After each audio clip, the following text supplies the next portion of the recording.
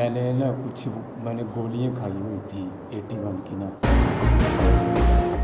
इतनी मुझे होश थी कि मैं फैक्ट्री जाने लगूँ तो मैं अपने बच्चों को ना घर पे भेज के ना तो फिर मैं फैक्ट्री आऊँ। मैंने उसे बोला, मैंने कहा जाओ जाओ घर जाओ। वो कहते नहीं, वो मैंने आपके साथ जाना है, मैंने झूला लेना है। लेकिन वो बच्ची ना शोर करना शुरू हो गई। तो आके मैंने वो बच्ची को देखा, लेकिन वो बच्ची नहीं हिली जुली नहीं है। मैंने तोड़े में डाला और मैंने फिर उसे ना ऐसे सींग में फेंक दिया।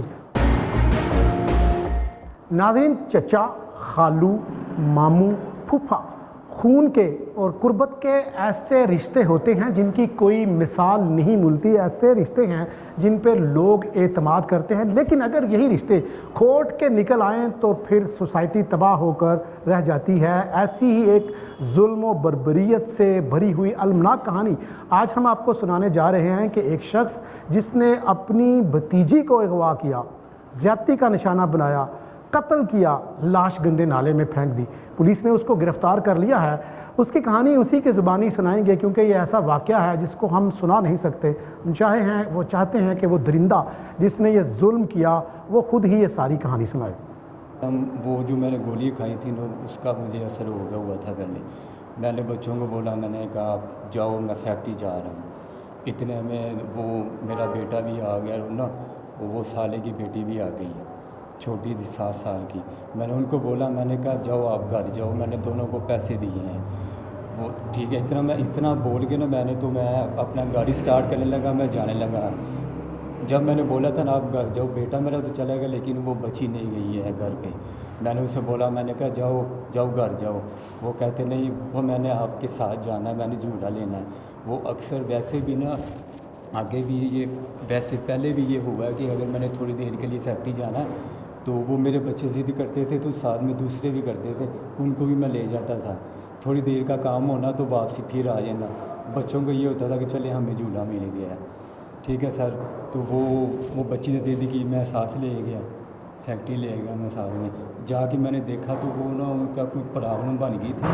उनका ना मतलब पानी नहीं था आ रहा, जिनकी वजह से ना उनको साथ में ना पानी भी चाहिए होता है। वो भट्टी जो माल निकालते हैं, उनकी वजह से ना उनका काम ना जो ख़त्म होना था घंटे बाद, वो घंटे से पहले ख़त्म हो गया। मैंने जाके देखा ताला लगा, वो ख़त्म हो, मतलब वो वहाँ पे नहीं थे। मैंने फिर ना वो एक सिगरेट पिया था, वो जिसे चर्च वाला कहते हैं, वो मैंने सिगरेट पिया सर।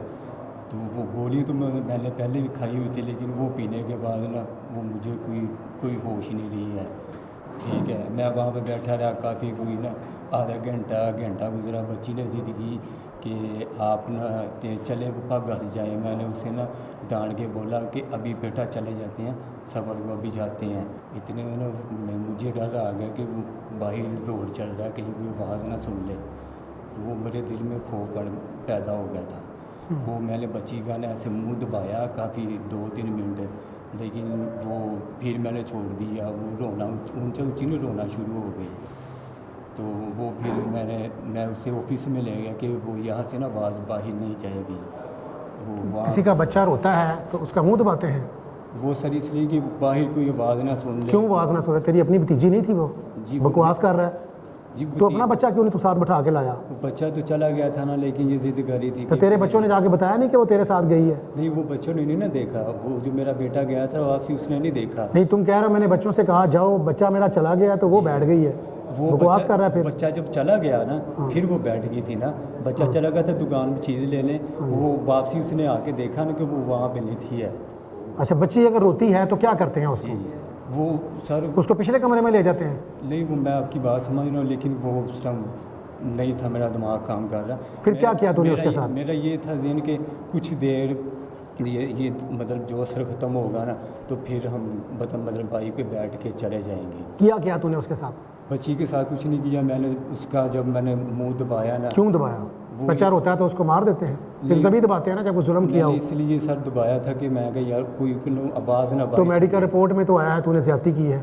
नहीं, ज़्यादती मैंने नहीं की। नहीं सर, किसने की है? ज़्यादती नहीं की है मैंने। किसने की? उसकी मेडिकल रिपोर्ट में आया हुआ ज्यादती हुई इसके साथ? नहीं सर, ज़्यादती नहीं की है मैंने। तो क्या किया उसको? मैंने ज़्यादती नहीं की। मारने की क्या वजह? फिर कोई तेरी दुश्मनी थी? तू तो नहीं, उनके घर में रहता था। मारने का कोई प्लान नहीं था, ज़हन नहीं था सर। बस ये था कि मैं इसके मुंह पे हाथ रखता हूँ, ये चिल्लाए ना, रोए ना, बाहर आवाज़ चली जाएगी तो वो बाहर। वो तो तेरी बेटी थी ना, तेरी भतीजी थी, बाहर आवाज जाने से क्या मसला होता है? नहीं, वो ये है ना कि वो मतलब बाहर वाले लोग, वो जो फैक्ट्री वाले, वो देखते हैं कि तुम यहाँ पे लड़की बच्ची को लेके आए हो, ये तो तुम बता सकते थे ना कि मेरी भतीजी है। ये इसमें क्या फ़र्क है? मैं अपनी बेटी को ले जाऊँ, भतीजी को अपने काम वाली जगह पे ले जाऊँ तो क्या अर्ज है? सर उस टाइम अगर मैं अपनी होश में होता तो मैं सब कुछ बताता। ज्यादती तूने क्यों की? नहीं, ज़्यादती नहीं मैंने की सर। क्या किया तूने? मैंने ज़्यादती नहीं की तो मेडिकल रिपोर्ट में तो ज्यादती आ गई है ना, बकवास क्यों कर रहा है? सर, लेकिन मैंने ज़्यादती नहीं की। किसने की है ज्यादती? बच्ची के साथ मैंने ज़्यादती नहीं की। अच्छा चले, फिर क्या हुआ? वो सर मतलब मुंह दबाने से ना, मतलब वो ना दफ्तर से बाहर आ गई थी ना बच्ची, दफ्तर से बाहर आके वो ना मुंह दबाने से बंदा मरता है कि गला दबाने से मरता है? नहीं सर, मैं पूरी बात आपको बता रहा हूँ सर। वो दफ्तर से बाहर आ गई तो मैं मुंह दबा रहा, उसका मैंने मुंह दबाया था। मैंने उससे कहा, मैंने कहा चुप करो बेटा, मैंने कहा अभी चले जाते हैं, अभी थोड़ी देर मैंने ये सिगरेट पी रहा हूँ, ये उसके बाद हम थोड़ी देर बैठेंगे, हम फिर चले जाएंगे। कितना लंबा सिगरेट था कि तुम बाहर उसको कह रहा है, फिर वो रोटी अंदर चली गई है, तेरा सिगरेट नहीं खत्म होता? नहीं सर, वो सिगरेट देखे ना पी रहा था ना, मैं तो उसी दौरान वो बच्ची ना मतलब चला रही थी, रो रही थी। तेरे साथ रह रही है, 10 साल से तू उस घर में है, 7 साल से वो बच्ची तेरी दोस्त है, घर में है, भतीजी है तेरी, जी, तो वो क्यों रो रही थी? 5-6 साल से मैं रहा अच्छा, 5-6 साल से रह रहे हैं, वो तो दोस्ती होती है ना बच्चों के साथ, जी। वैसे भी भतीजी है। जी। तो वो ये ना कि वो वहाँ पे 2-3 घंटे गुजर गए थे, बच्ची ना डर गई थी, कह रही थी अच्छा, फिर क्या हुआ? घर पे जाना। आगे चल, फिर क्या हुआ? जी, वहाँ पे मैंने दफ्तर में जब मुझसे मिल लिया था ना, दफ्तर में आके भी वो ना मेरी बात नहीं सुनी। मैंने कहा बेटा अभी चले जाते हैं, चले जाते हैं। वो कुछ वो जो मैंने वो मेरा दिमाग मेरा साथ नहीं पसंद दे रहा, कुछ मुझे डर था। मैं कहा यार ये बच्ची नहीं चुप कर रही है, मैंने ना फिर क्या किया था तूने ऐसा बच्ची के साथ, को चुप नहीं कर रही थी? सर वो बच्ची सिर्फ एक जिद कर रही थी कि घर पे जाना। वो तो घर क्यों बच्ची, जब तेरे साथ वो झूला लेने आगे भी जाती है, जी घंटों घूमो अपनी बच्ची के साथ, वो तो नहीं कहती वो कि मैंने घर पहले- जाना? पहले ये होता था ना सर कि वो दूसरे बच्चे भी होते थे तो वो उसे ध्यान में लगे रहते थे ना बच्चे। अच्छा, तू जंगी से उसको उठा के तो ख्याली ले गया? जी, मतलब कि फैक्ट्री में गया। ले गया, फिर क्या हुआ उसके बाद? उसके बाद सर फिर मैंने पहले तो मैं हाथ से दबा रहा था ना उसका मुँह, फिर मैंने वहाँ पे गद्दी पड़ी हुई थी, उससे मैंने दबाया कि ये ना चुप कर जाएगी। सर वो उसी दौरान मैंने जब गद्दी 2-4 मिनट मैंने उसके मुंह पर रखी चेहरे पे, तो वो ना ऐसे जैसे इंसान ढीला पड़ जाता। मुझे ये था कि मैं कि ये बेहोश हो गई है। चल ठीक है। ठीक है सर। तो फिर? वो उतने में ना मतलब कि 5-10 मिनट 20 मिनट गुजरे हैं, मतलब आधा घंटा गुजर गया है। जी, मैं वापसी आया हूँ, फैक्ट्री में आया हूँ मैं, तो आके मैंने वो बच्ची को देखा, लेकिन वो बच्ची नहीं हिली जुली नहीं है। जा रहा तू मार के गया था, उसने हिलना कहाँ थे साहब? सर मैं तो अपनी तरफ से उसे सिर्फ खामोश कर रहा था। ऐसे खामोश हो जाता है खामोश बच्चा? हो जाए, इंसान जैसे डर जाता ना, ऐसे मैं खौफजदा होकर ना मैं बाहर निकल गया। फिर जब तुझे पता चला कि उन्होंने थाने दरख्वास्त दी है, फिर तू थाने गया? जी, उन्होंने मुझे रात को 1 बजे कॉल की थी। फिर वो मेरे सारे ने कॉल की थी कि ऐसे ऐसे ना वो बच्ची ऐसे गुमशुदा हुई है भाई, वैसे ऐसे वो बैठी थी। फिर तो लेकिन मैं खौफ के मारे मैं नहीं बता पाया। फिर मैं वहाँ पे बैठा रहा हूँ, मतलब परेशान भी होता रहा हूँ, रोता भी रहा हूँ कि ये क्या हो गया, एक छोटी सी गलती से ये क्या हो गया। तो तेरा काम नहीं बनता था तो घर बताता कि ये हो गया मेरे से? सर मैं डर गया था, फिर? मैं अच्छा। खौफजदा हो गया था। फिर क्या हुआ? कि इस घर फिर में लाश कैसे किधर लेके गया तू? मैं सर इस वजह से मैंने घर पे कुछ नहीं बताया कि कितने साल से मैं इस घर पे रह रहा हूँ। आगे चलना, ये ड्रामा बंद करना, आगे चल। फिर क्या हुआ? जी, वो उसके बाद फिर मैंने उसे मैंने तोड़े में डाला और मैंने फिर उसे ना ऐसे सेम में फेंक दिया। ठीक है, नाले में तूने फेंका बच्ची को, जी। कपड़े क्यों उतरे हुए थे उसके?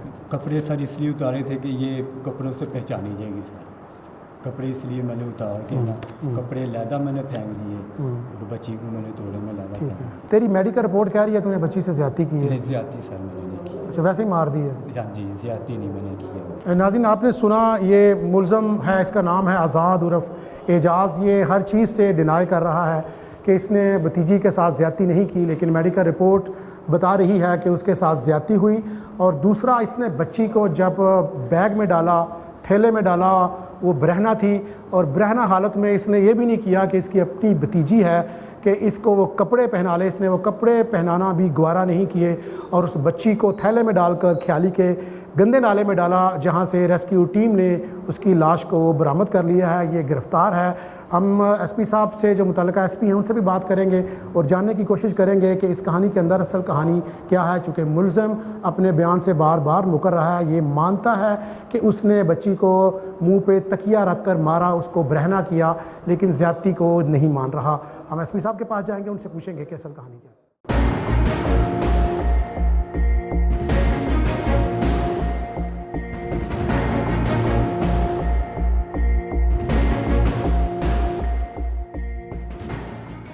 बिस्मिल्लाहिर्रहमानिर्रहीम। गुजरांवाला में 4 रोज़ कबल एक इंतहाई अफसोसनाक वाक़या पेश आया, जिसमें एक 5 से 6 साल 7 साल बच्ची जिसका नाम बरीहा था, उसको अगवा कर लिया गया। उसके वालिदैन की तरफ से थाना फिरोज़वाला में मुकदमा दर्ज करवाया गया। ये इतना खौफनाक मुकदमा था कि एक बच्ची अगवा हुई और मिल नहीं रही।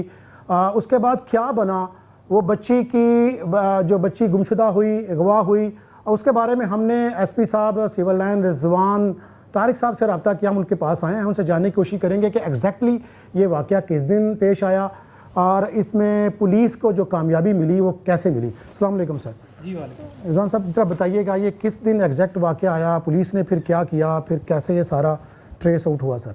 जी शाहिद साहब, ये इंतहाई अफसोसनाक वाक़या 15 सितंबर बरोज़ जुमा को पेश आया। ठीक है। जैसे कि आपको पता है कि जुमे के रोज़ गुजरांवाला में मार्केट्स क्लोज्ड होती हैं। इसी वजह से एक वीरान फैक्ट्री में ले जाकर ये सारा वकूआ किया गया। फैक्ट्री जुमे की वजह से बंद थी। वकूए की तफसील कुछ इस तरह से है कि साजिद हुसैन नामी शख्स है, उसकी बेटी है, 6 से 7 साल उसकी उम्र है, बरीहा उसका नाम। बरीहा दोपहर 2:15 बजे के करीब, यानी जुमे के रोज़ दोपहर 2-2:15 के करीब अपने घर से निकली। ठीक है। और गुम हो गई। घर वालों ने अपने तौर पर उसको तलाश करने की कोशिश की और रात को 8-9 बजे के दरमियान थाने आए और थाने आकर शिकायत की कि हमारी बच्ची गुमशुदा है। इस पर थाने वालों ने फौरी तौर पर FIR दर्ज की और CCTV फुटेज के ज़रिए बच्ची को लोकेट करना शुरू किया। अगले दिन बच्ची एक CCTV कैमरा में अपने फूफा के साथ मोटरसाइकिल पर पीछे बैठी हुई जाती नज़र आई। फूफा का नाम आज़ाद है और उसको उर्फ़ आम में एजाज़ कहा जाता है, असल नाम आज़ाद है। वो फूफा अपने 2 बच्चों और अपनी बीवी के साथ इन्हीं के घर, साजिद के घर ही रिहाइश पजीर है पिछले 7 साल से, क्योंकि उसकी 8 साल कबल शादी हुई और अपने घर वालों के साथ उसके कुछ मामलात बेहतर न थे, तो घर छोड़कर वो साजिद के घर रहने लगा।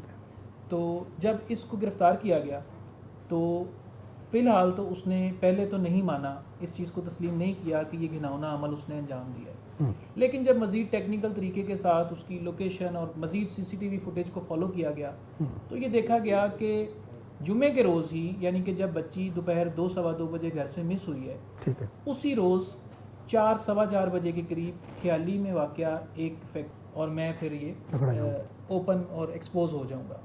इसने अपनी शनाख्त छुपाने के लिए बच्ची का गला दबाकर उसको कत्ल किया और उसकी डेड बॉडी को एक बोरी में बंद करके, करीब ही एक नाला है जिसमें इंडस्ट्रियल वेस्ट भी जाता है, उस नाले में इसने उसको फेंक दिया।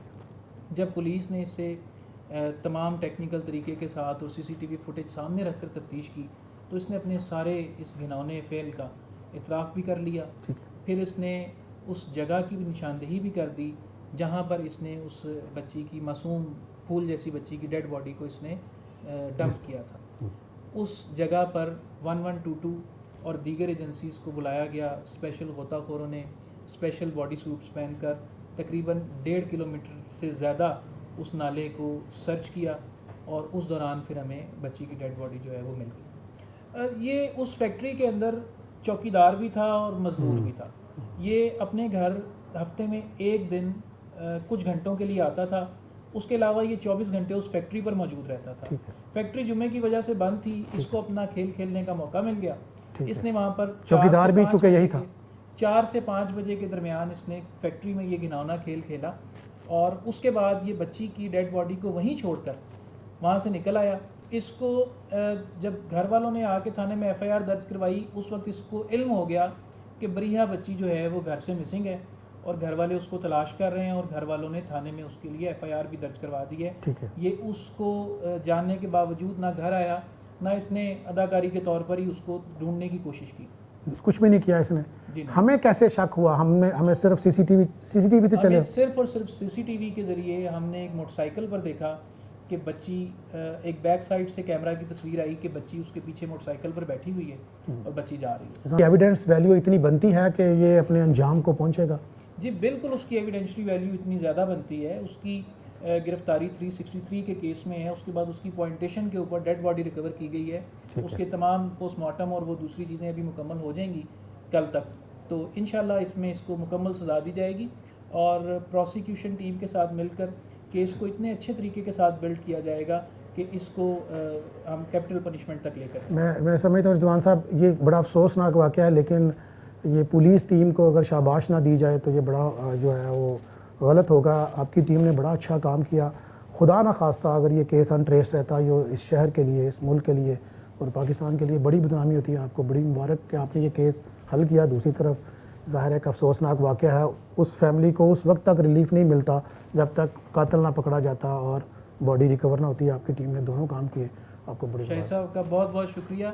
मैं आपकी इजाज़त से और आपके चैनल के तवज्जुह से ये मैसेज भी देना चाहता हूँ वालिदैन को कि अपने कम उम्र बच्चों का और अपने इर्द गिर्द के तमाम लोगों का, ऐसे लोगों का जिनका उन बच्चों के साथ डेली बेसिस पर इंटरेक्शन है, उन पर कड़ी नज़र रखें। अपने बच्चों के साथ वालिदैन शेयरिंग करते रहें, उनसे बातचीत करते रहें दोस्ताना माहौल में, ताकि बच्चे कोई भी इस तरह की बात है वो अपने वालिदैन से शेयर करें। दूसरी बात, जब भी कभी आपको ये अंदाज़ा हो कि आपका बच्चा जो है वो मिसिंग है, तो बग़ैर कोई वक्त ज़ाया किए आप पुलिस के पास तशरीफ़ लेके आएँ, ताकि ये स्टेट के तमाम रिसोर्सेज आपके प्यारों को, आपके बच्चों को ढूंढने के लिए इस्तेमाल किए जा सकें। जैसे इस केस में एक अफसोसनाक पहलू ये हुआ कि काफ़ी देर तक घर वाले बच्चे को ख़ुद अपने तौर पर तलाश करने की कोशिश करते रहे और काफ़ी सारा वक्त ज़ाया करने के बाद थाने तशरीफ़ लेकर आए। अगर उस वक्त के दौरान पुलिस तक इत्तला दे दी जाती और पुलिस को इन्वॉल्व कर लिया जाता तो शायद हम एक जान बचाने में कामयाब हो जाते। पहली जब इन्फॉर्मेशन आई तो क्या वालिदैन को ये शक नहीं हुआ? वालिदैन ने पुलिस को बताया नहीं कि हमारा बच्चा इस बंदे के साथ गया था? नहीं, बिल्कुल नहीं, बिल्कुल नहीं। ये बिल्कुल भी शक नहीं था और एक नामालूम अगवा का पर्चा दर्ज करवाया गया।